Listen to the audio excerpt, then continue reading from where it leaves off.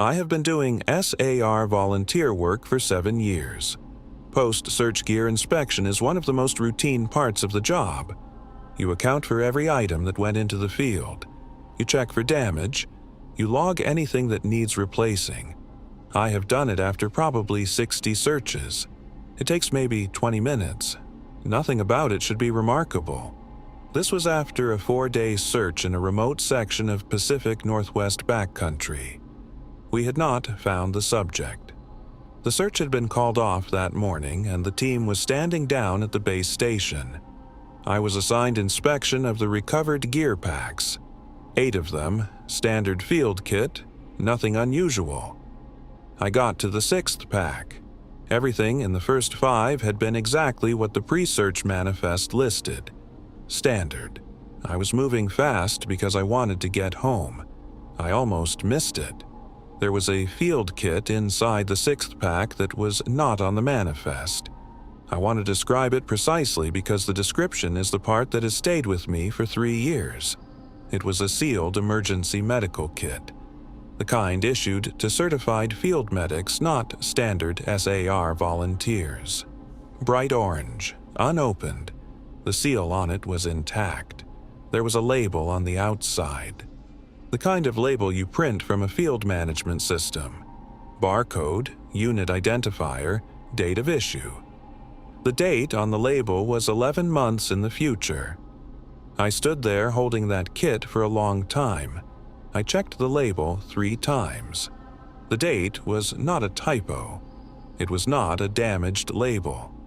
The printing was clear, and the date was 11 months from the day I was standing there holding it. I set it down on the inspection table and went to find the search coordinator. By the time I came back with him, the kit was gone. Not moved, not logged out. Gone. The pack was exactly as I had left it. The manifest showed no kit. There was no orange kit on the inspection table or anywhere in the base station. I filed a discrepancy report. I described the kit, the label, the date. I described finding it and then finding it gone. The discrepancy report came back 2 weeks later. No anomalous items found during post-search inventory. Discrepancy noted, attributed to field fatigue. I had been awake for 19 hours when I found it, but I know what I held in my hands. I know what I read on that label. And 11 months later, to within 2 weeks, there was a search in that same Pacific Northwest section. I was not deployed on it. I do not know what they found. I kept the discrepancy report, both versions, a sealed field medic kit inside a pack that was not on the manifest. A label dated 11 months in the future, gone by the time he came back with the coordinator. A discrepancy report returned attributed to field fatigue. Subscribe to Obscure Nights, because the things that get attributed to field fatigue are the ones that deserve the closest attention. Does a sealed kit with a future date tell you someone placed it there deliberately? Or does the fact that it disappeared before the coordinator arrived tell you something about who knew it was there? Drop your answer below. I have worked with search dogs for 9 years. I want to say something about dogs before I tell you what happened because I think it matters. A trained search dog does not behave inconsistently. That is the point of the training. Reliability. You build a working relationship over years precisely so that the animal's behavior in the field is predictable. When it is not predictable, you pay attention, because the dog is always right about something. The question is what? October 2022. Ozark National Forest Section. Routine area sweep. No active subject. We were clearing a grid that had been flagged as unconfirmed from a previous deployment. Standard work. My dog Sable had done this specific kind of sweep probably 40 times. She picked up a scent trail within the first 20 minutes.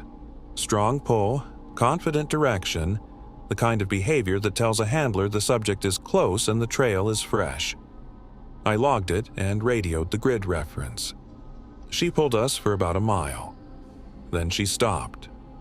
Not a scent loss. I know what a scent loss looks like in a working dog. She did not lose the trail. She stopped in the middle of it, turned her head to the left, and sat down. She was looking at empty air. I want to be precise about this. There was nothing at the point she was watching. No terrain feature, no object, no animal I could detect. A section of open forest between two trees where there was simply nothing. She was watching it the way she watches a subject she has located. Completely still. Head at a specific angle. The specific attention of a dog that has found something. She whimpered once. I have heard Sable whimper on a search one time before this, when we found a deceased subject. Once. In 9 years. I crouched beside her and looked at the section of air she was watching for a long time. I could not see anything. I could not hear anything. The forest was completely normal around that one section of space between those two trees. She would not move forward. I gave the command twice. She pressed lower and stayed watching. I made a decision I still think about. I stepped into the section of air she was watching. The temperature dropped, not gradually, in a single step. I stepped back. Ambient temperature. I stepped forward again. Cold. 1 step. Cold. 2 steps. The same cold both times. I stepped back and did not go further. I marked the GPS coordinate. I radioed it in as a temperature anomaly, the closest thing I had to accurate language for what I was reporting. I noted Sable's behavior. The grid reference was assessed the following day by a secondary team. Their report noted no anomalous temperature readings and no unusual K9 behavior in that sector. Sable has never been assigned to that grid section again. I do not know if that is scheduling or something else. She still sometimes stops on searches and watches empty air. It has happened 4 times since October 2022. Each time I mark the GPS coordinate. I have not reported the pattern. I am reporting it here. What do you think Sable was watching in that section of air? And does a temperature drop in a single step that disappears when you step back tell you it was atmospheric, or something with a boundary? Drop your answer below. The third account tonight is from someone who was not searching for a missing person. She was coordinating trail access for an upcoming search deployment. She was marking routes. She was doing something she had done on that trail section a dozen times before. And the trail ended somewhere it had never ended before. I coordinate trail access for SAR deployments in a section of the Appalachian corridor. I have been doing this work for 6 years. I know the trails in that section the way you know the roads in your own neighborhood, not because I have studied a map, but because I have walked them. Repeatedly. In every season. In March 2023, I was doing a solo route assessment for a planned deployment the following week. Marking access points, checking trail conditions after winter, logging anything that would affect team movement. Standard pre-deployment work.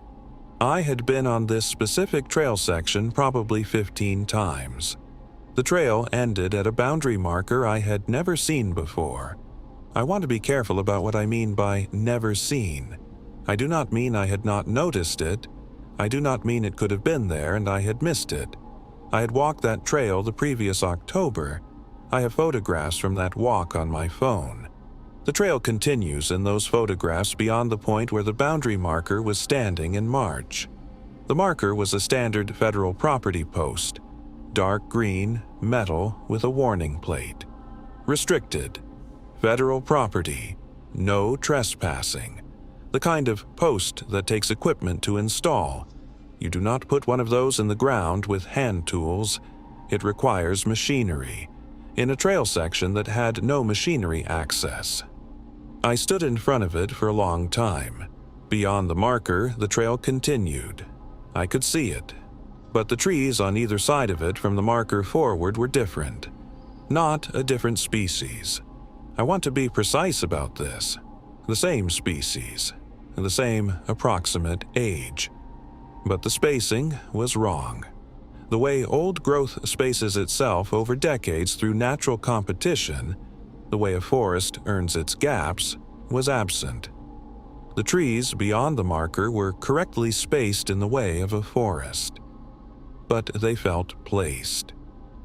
I am a trail coordinator, not a forestry specialist. I cannot tell you what that means scientifically. I can tell you what my body registered when I looked past that marker into those trees. I did not want to go past it. Not because of the marker. Before I saw the marker, I had been moving toward that section of trail, and something in my body had been slowing me down for the last 100 meters without telling my brain why. The marker was the thing I could name. The thing my body had been registering was not the marker. I photographed the marker and the trail beyond it. I marked the GPS coordinate. I turned around and completed the assessment on the accessible sections. When I filed my route report, I noted the restricted boundary marker and recommended the deployment route be adjusted to avoid it. My supervisor called me the following morning. He asked me to describe the marker. I described it. He was quiet for a moment and then told me the trail section had been unrestricted for the past 18 months and there was no active federal property designation in that area. He asked me to send him the photographs. I sent them that morning. He called back 2 hours later. He said the photographs showed a clear trail continuing through normal forest. No marker, no boundary post, no restricted designation. I still have the photographs on my phone. The marker is in them. The trees beyond it are in them.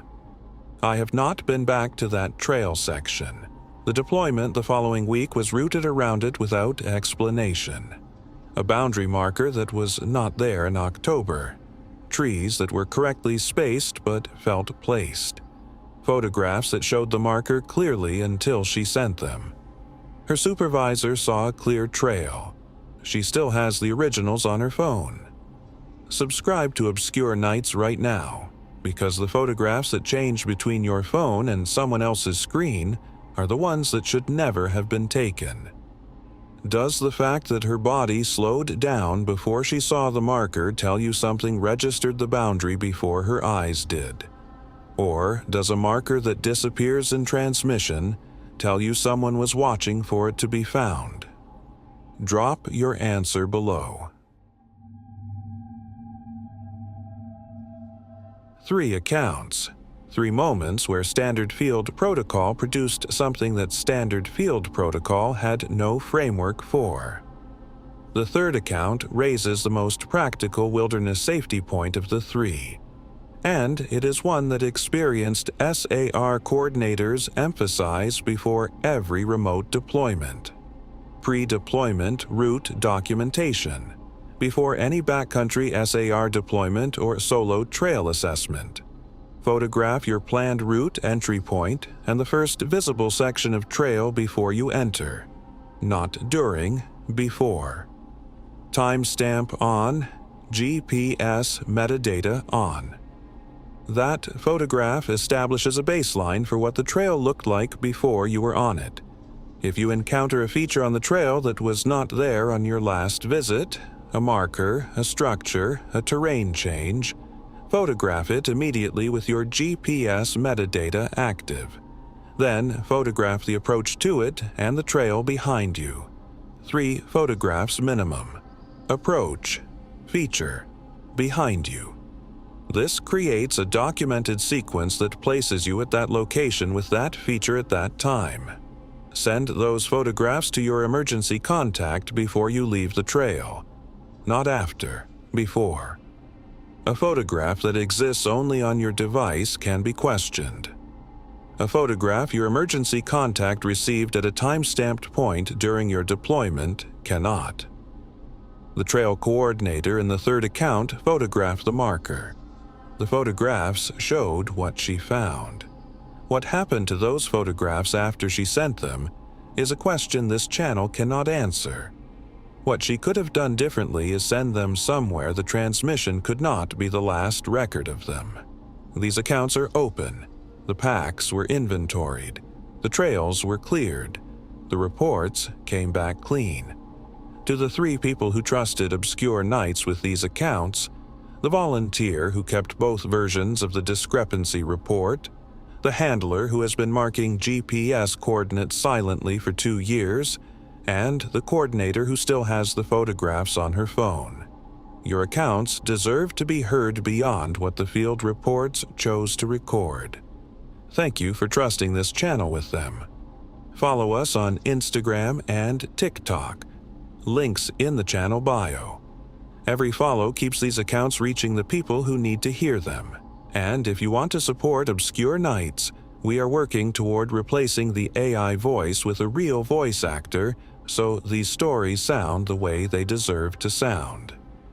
The support link is in the bio. This is Obscure Nights, where the cases nobody talks about get told the way they actually happened. Good night.